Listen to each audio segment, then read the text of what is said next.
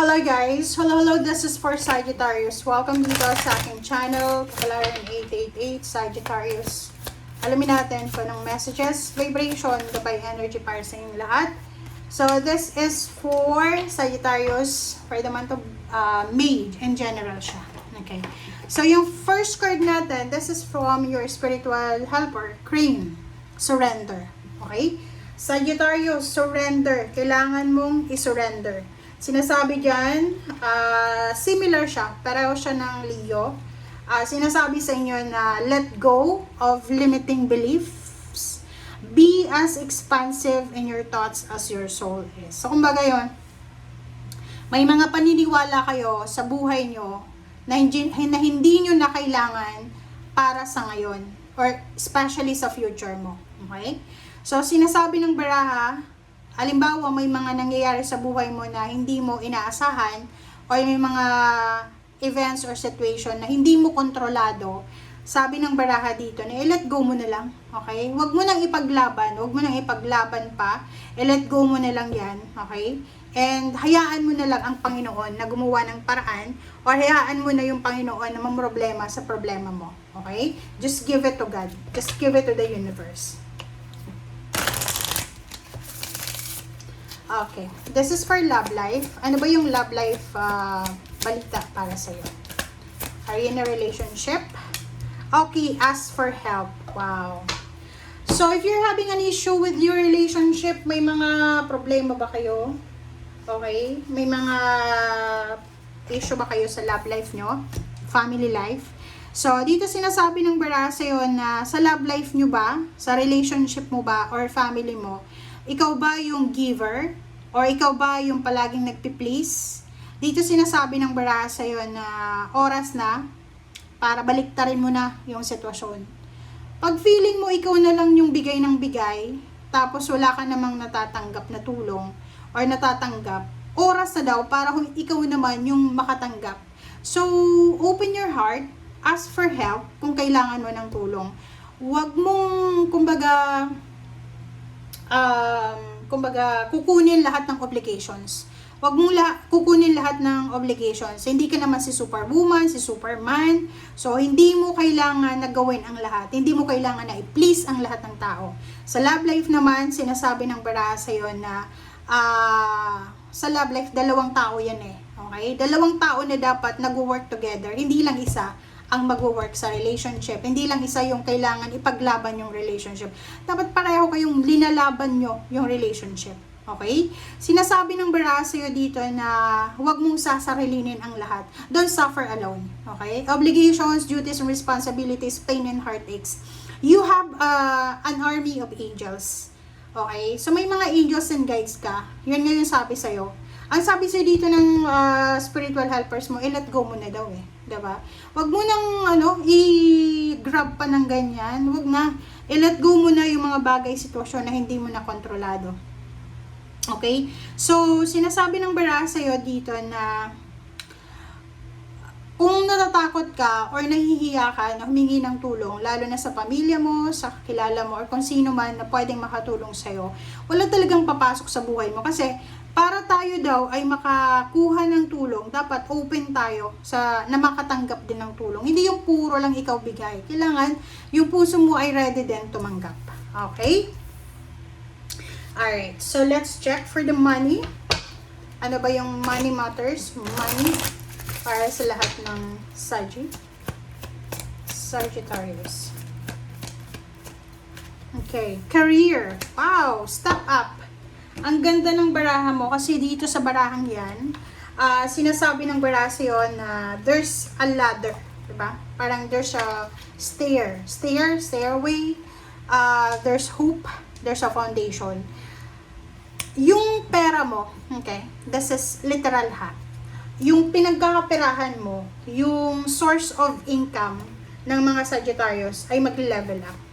Pwedeng yung career mo magbabago, pwedeng yung ginagawa mo ngayon na trabaho or negosyo, siya talaga yung magdadala sa'yo ng sobrang asenso sa buhay. Foundation and stability, long term. Okay. And sinasabi ng baraha may pag-asa pa. May pag-asa doon sa mga walang trabaho na Sagittarius. Yung halimbawa, ang tagal nyo ng unemployed, this month of May, sinasabi ng barahan, there's so much inspiration or motivation ka na mararamdaman.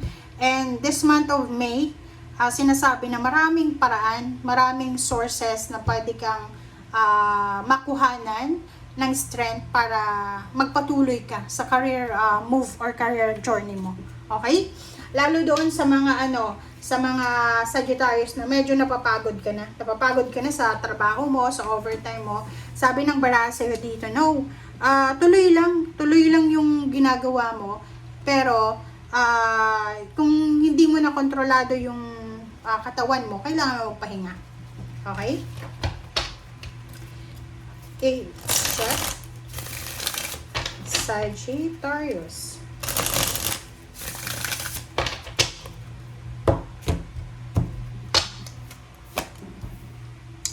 Alright, so, Two of Pentacles, reverse na Hangman, and the Lovers, and Seven of Cups. Okay guys, so kung makikita mo dito, there's a Two of Pentacles, Two of Pentacles, and the Hangman. So, ibig sabihin niya,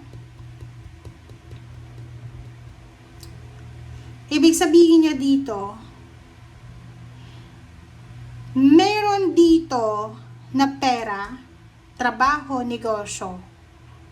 It's either business, pwedeng business din siya, collaboration, partnership, or love life. Tingnan mo. Reverse kasi yung Hangman eh. Like, halimbawa, mayroong Sagittarius na matagal mo nang gustong magnegosyo ng ganito. Meron ditong Sagittarius na may plano ka sa love life, like magpakasal, or may plano kang gawin para sa love life mo, magkaroon ng baby, parang ganun. And, ang tagal mo na yung plano. And now, this month of May, magkakaroon ka ng parang motivation. Sobrang motivation to.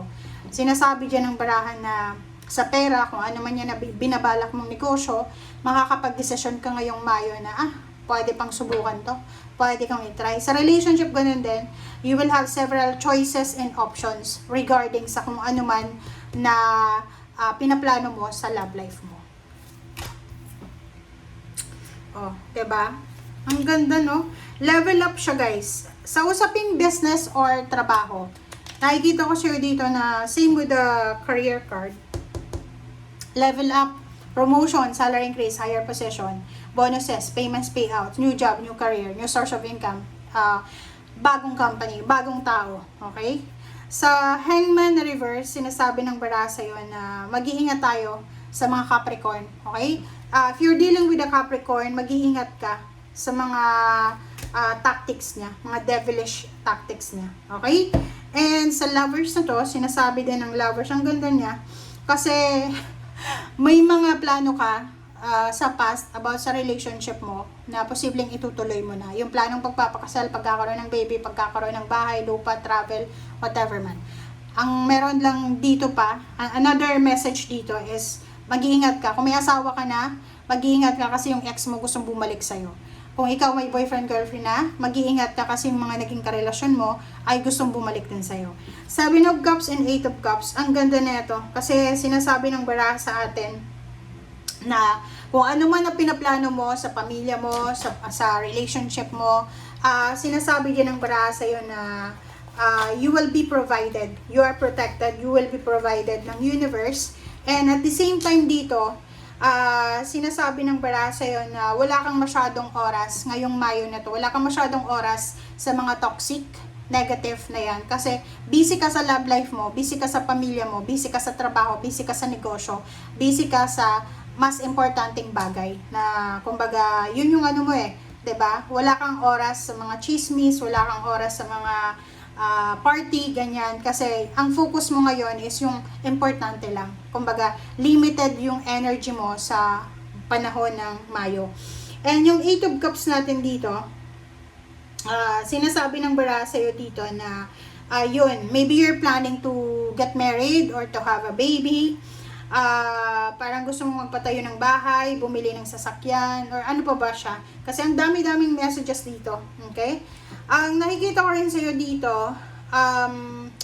mga plano siya. Pwedeng may magba-birthday kang anak. So, nakikita ko sa'yo dito na doon yung focus mo eh. 'Di ba? Sa pag-iipon, sa pag-organize ng occasion. Okay guys, thank you for watching. Bye!